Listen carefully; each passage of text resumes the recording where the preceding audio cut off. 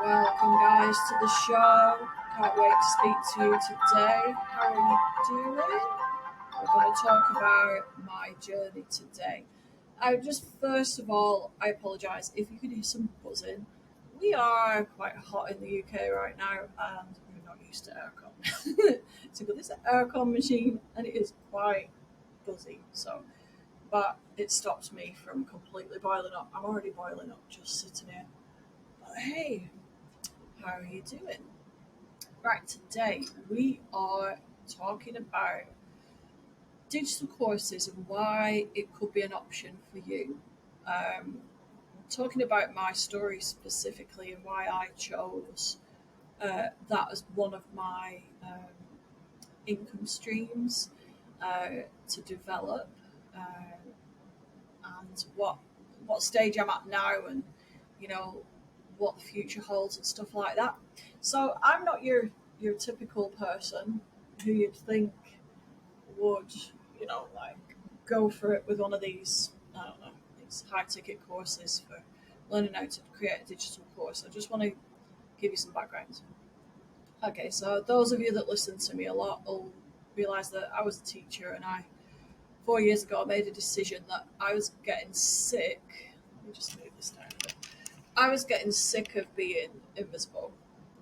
I don't know, I was going in doing my job. I knew I was good at my job, but the job lasted over the weekend into the evening.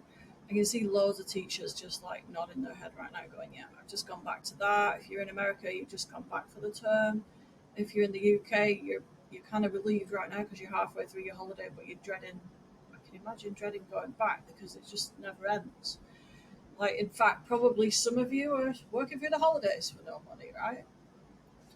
So that was where I was just like, "Do you know what? None of this makes any sense." I'd worked in industry before, in manufacturing. At that point, I wasn't working at night, so it kind of was grating on me. So I developed a blog, and then I wanted to take my skill set further so I could serve more people, and came across copywriting, which fascinated me, and it still does. I love it. I love working one to one with clients on their copy and just crafting their messages, basically, so they make more money in their business, but not in a sleazy way. Okay, so it's one of those things, isn't it? Copywriters, that is what you're always striving for, isn't it? Not to be that car salesman, to be that person who's, I don't know. I just you get into the story of the person that you're writing for, and it kind of weaves them into the brand, and the experience can only lead to like the like, know, and trust factor. Anyway, so that's where that was with the copywriting. Um, I was extremely successful with one or two blog posts that I created over lockdown, which enabled me, and copywriters, this is a great idea. If you've got any like experiences with courses that you've taken for copywriting, I'd bang a blog post on, especially if you've got an affiliate campaign, because you could be making some passive income that will help you scale your income as well, not your one-to-one client income. But there's other options out there, and I I'd heard. I think there was at one point there was somebody asking me, "Oh, would you like to join Lisa Johnson's course?" And do you know what, Lisa Johnson? I've had a couple of her things, and she is totally awesome.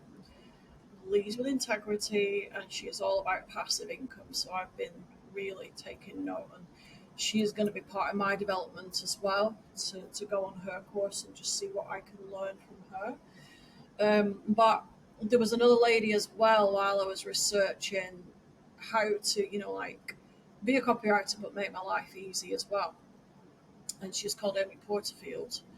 And I don't even know where I came across her. Maybe I was just online looking for ideas. And um, she was running a thingy, what do you call it, a webinar. And it was really weird because I went on the webinar and I was like, I'm not even sure if this. There were sections of it that you could see were live, and she was really, really good. And then I think there must have been pre-recorded things, but as a course creator now, I can understand why she did that. Anyway, that's beside the point. I learned tons from that webinar. I couldn't believe how much she was giving away. And Lisa Johnson's actually been the same. I think if you're looking at anybody to buy anything from, if they're giving you massive free value before they even ask you anything, you're on to a winner, because they're always going to do that. So yeah, she just kept springing up into my consciousness and giving me little solutions, um, for the things I was having problems with. So at the time, I was writing blog posts to supplement my copywriter income as well. Um, I was creating my website, making sure that I was getting some brand authority. I was thinking, I I really love this one-to-one client stuff, but having experienced the passive income already from the blog post, and actually it's still creating a lot. I thought, right, okay, so I want to create something where somebody could just pick up my skills without necessarily me, or well, one, them not having to pay as much, because that's another thing I find with a lot of clients, and I can imagine a lot of you copywriters just nodding your heads right now and saying, yeah, there's a lot of people just can't afford me. Right, okay, so that's one reason. I was like, oh, there must be something I can offer them. And then number two was that I wanted to make more of my time. So how could I almost create another stream of income? So I've got my pot with my blog money coming in. I got my one-to-one copywriter clients, which are going to be paying a premium. And then what else could I offer? So I made two business decisions. One, I've come to later, is that I'm going to create a template shop, so that somebody could pick up swipe files of my copy, for a multitude of different things, like say lead gen funnel, um, I don't know, maybe a sales page template, things like that. So that would be probably the cheapest option. And then maybe courses, because Amy Porterfield was on about, like smashing it with digital courses, but actually she's been talking like this year particularly about good quality digital courses. This is a really important thing now. It's not just learning off anybody. This is why even like last year when I chose her course, I thought I've got to choose the best expert out there to teach me how to do this, because what I don't want to do is go out there with a rubbish product that somebody is just going to be like, whoa, either one, it overwhelms me, or two, it is not serving what I needed it to do. So that's where my decision making came in. It wasn't easy, I must admit. It was a stretch, but I looked at my income at the time, and I started saving the amount that, like in advance, if that's a thing. Um, and I saved 1 month in advance, and I had a view when I was looking at my expenditure or my income needs for the next month. Obviously, I had my teaching salary because I've just finished that, but um, I would look at what I could either cut that month if the teaching was taking over a bit and time was hard, or I would look at what I could earn extra. So there was a way of making it work. And I tell you what, with these courses, right, don't assume that they've got like, what was it? She had two payment options, but then I said, because I've had experience with courses in the past, I was like, yeah, but have you not got like a 12 pay option or something like that, where this will give me access to those skills? All right, I might pay a bit more. I know with Lisa Johnson you don't, which is fantastic. Amy Porterfield just maintains such a high standard that I'm not bothered if I pay a bit more. It's fine. Not saying you don't, Lisa. Honestly, it's just different approaches. But and then I got on the 12 pay, so that made it viable for me. Um, so I got on the course, and it was really, really, really awesome. And what I've learned, it actually made me a better copywriter because I learned exactly what my audience wanted, and it took a lot of effort. It does take a lot of work, but I know now that I have to do that regularly to understand. So actually, that's made me a better copywriter because I now know that I've got to really dig into that audience, but the reality of why, because it can make you have a course that doesn't work, or it make you have a course that really, really does work.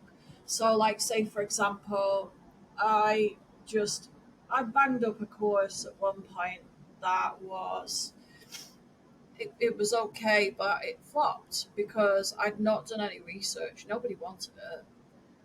And then I went on to DCA, and Amy was insisting. She said, "You have to do the work. You know, you have to do the work first to find out exactly what your audience need." And once I'd done that, like particularly, I think what you might find if you're a teacher, you might find it's challenging with time. So like you'll see on her website, so many people with like amazing profits and stuff like that. Well, that's my target for this year because at the moment I'm in like three figures with my profits. But that's because I have a mini course at the moment it's called Copy Sample Queen at the moment, but it's going to change because it's just not. It doesn't work for the guys, right? So I ended up abbreviating it to CSQ. I decided my audience for that would be copywriters, but I realised I've got a dual audience of entrepreneurs and copywriters. So the next things that I develop over time will be addressing, like one or the other audience. Anyway, back to CSQ. Um, I got a couple of lovely beta students for that, and I have tested it out now. I know what works, what doesn't work, and now what I have to do is I have to look at what they say and how I can improve that. The beauty of that is, and the beauty of what Amy teaches is that you know what you can repeat and repeat and repeat launch. Now with that one, I did a mini launch because I did launch one program, but it just didn't work. But I have experience. I'm just being completely transparent. I have experience now a full launch with a webinar, with email sequences and all that. But it just didn't hit the pain points, so I have to adjust that course. I have to just go back to the drawing board. But like this is part of the process. So if you're not afraid of you're not afraid of going back to the drawing board, then that could be a thing for you. Um, it, this is the reality of digital courses. If you're going to make a good one, it was just like I liken it to teaching. Like if something doesn't work one time with a class, there will be something else. And even ask the children what it was that worked with something and what it didn't. And I just think that that is what you've got to be prepared for as well. If you're thinking of doing a digital course, be prepared to be constantly talking to your audience. What worked? What didn't? Why did it not? What could I improve, and be humble about it. So like the second course I launched, even though it's a mini one, even though there's like a couple of people going through it, that is absolute gold because I know now where I'm going with it. So eventually my aim is to just put that on Evergreen, and guess what, that's just like money without me hardly doing anything. So I might send out an email sequence and say, hey, join this. I think my plan for it would be to do 4 or 5 launches where I am working live with the students until I know exactly that it works. I know just without doubt that it works and it gives value. I do not like, and I've seen this so many times, keeping a course out there when it doesn't serve anybody. There's so many and it really irritates me. This is one thing, with that course that Amy's passionate about. She's like, you know what? You want to serve your students deeply. And that was one of the things that did resonate with me about her, and about that she will over deliver for you if you do decide to make a digital course. Um, the other experiences I had with digital courses was, and you probably won't realize this until you go through a course like this, but sometimes the entrepreneur that's leading it, because they have a lot more disposable income than you, like, so this me, right? I probably had what? I played £200 max every month to devote to the tech required. So for a digital course, you need tech. You need, like, say, a webcam. You need to buy a microphone. So I've got this, and then this is great, a Yeti Blue. You need to have some quality stuff, but that doesn't break the bank, right? I mean, if you've got the budget, it's great. Um, I, in the US, there's a lot of people on there. They didn't seem to struggle with the prices, but actually, recently, more and more, they are saying, "Gosh, you know what? This course platform is expensive. Is there a cheaper one?" Now, I I researched because I looked at Kajabi. Now, I don't have a problem like coding. I don't have a problem doing the sales pages, the graphics, because I've done my own website, and that's fine. It wasn't a case of that. It was the price, and I could see the only thing, like, Amy, she acknowledged, and she was like, "Oh, it might not be the cheapest for everybody, but we tried to keep it within a budget range." But their budget range was just not mine. If I'd have used Kajabi, it would have been costing me $199 a month. That's nearly my whole budget, right? That's £150, something like that. So at the time, I researched and just thought, do you know what? I've got to make this work. All right, Kajabi looks really pretty, but I find MemberVault, and I think there's like things like New Zenler now that is about, I think it's about $30 or something. I might be wrong on that. Don't quote me. But like at the time, MemberVault was offering this option where it was free originally, so I got my 3 courses on there. Now since then, they've gone to a $99 model, but it's still a lot cheaper than Kajabi. Eventually, I want to go to Kajabi when I'm making like way more money, but I just think it's a suck on your income. I mean, why throw it down the drain when you don't need to? Why not just enjoy those profits and create freedom for yourself quicker? So, like, I used the tech stack of MemberVault, had to use Zapier to link it to my email system. Um, yeah, so like I think it added up to about, at the time, about £140, which left me some spare, to buy things like a proper checkout cart. I like the fact that I can charge sales tax if I want to, and Thrivecart will work it out automatically for me. Um, it did come with a big price hit of $500, but I think it's no, it's 600 because I got the affiliate dashboard as well, so I can ask people if they want to be affiliates.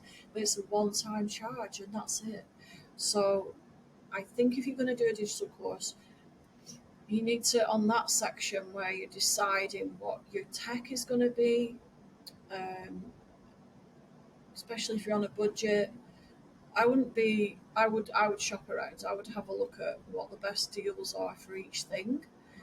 Soon I'm gonna, well, for anybody basically I'm a partner in the launch for DCA. Um, I can't, I'm just so excited about that. But one of the things I will be offering, to anybody, to people, will be, um, oh, actually, I'm not supposed to say it.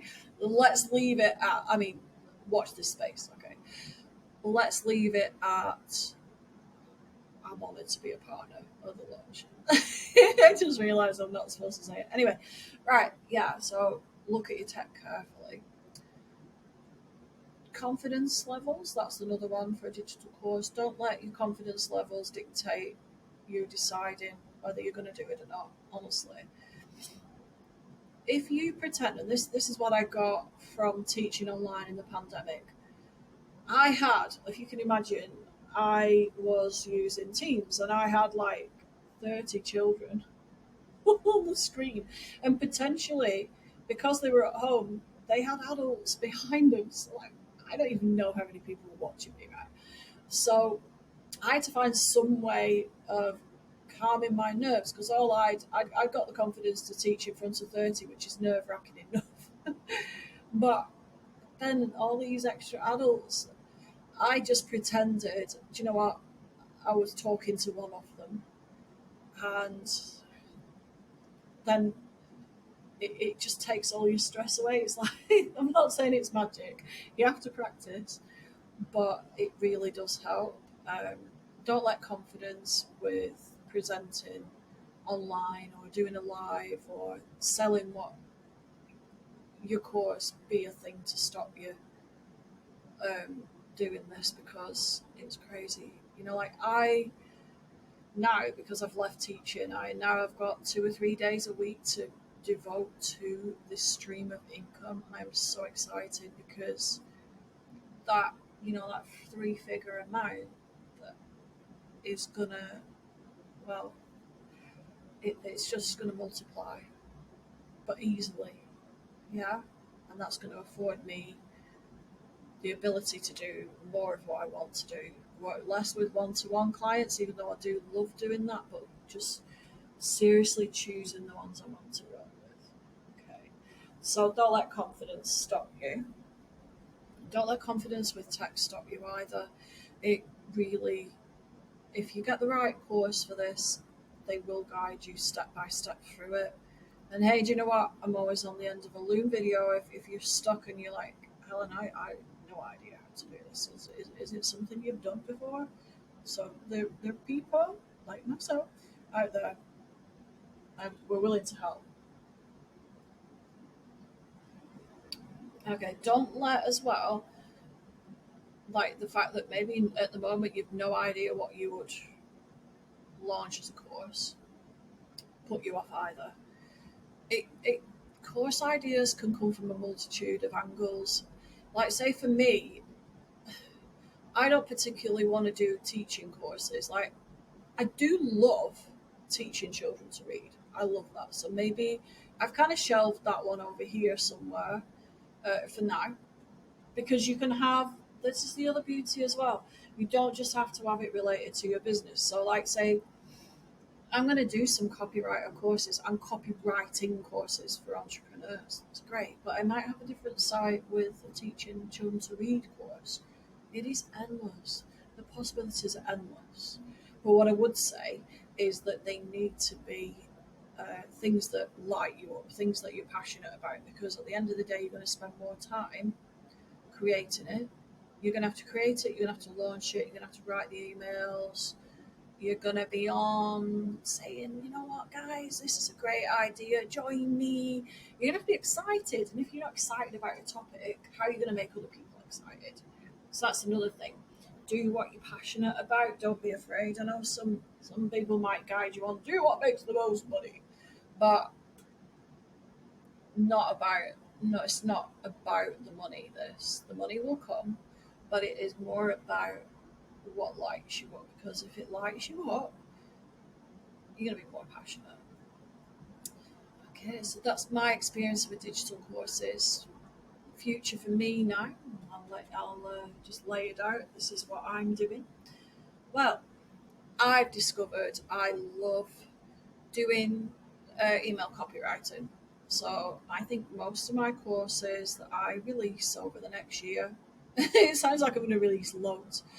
I'm probably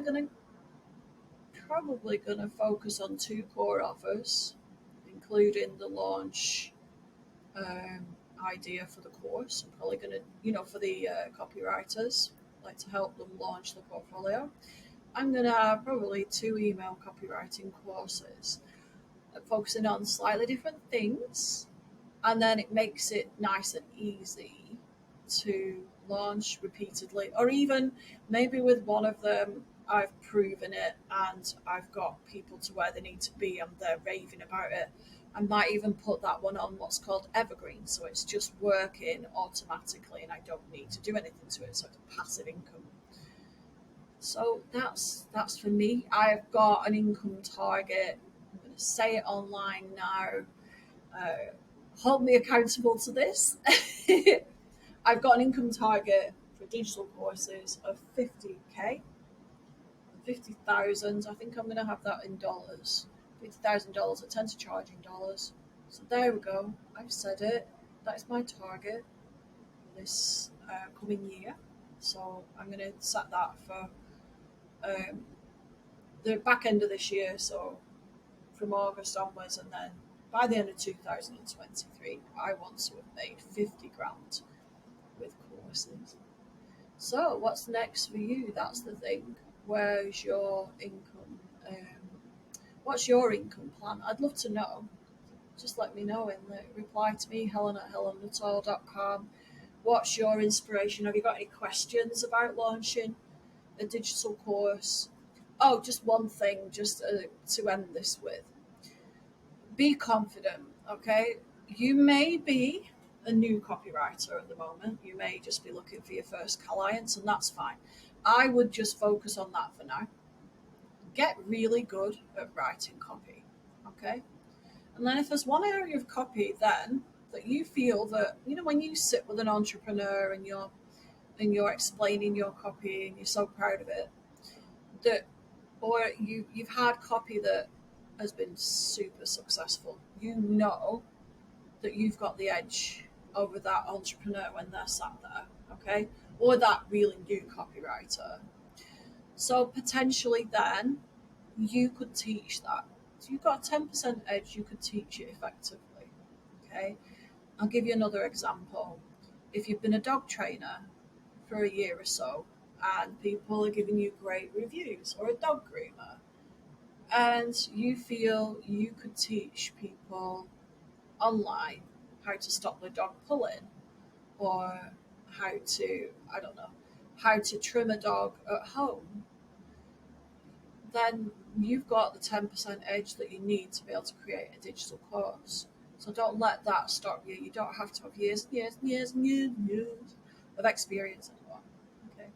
Good luck, and let me know your plans for living life on your terms with freedom and ease. Okay.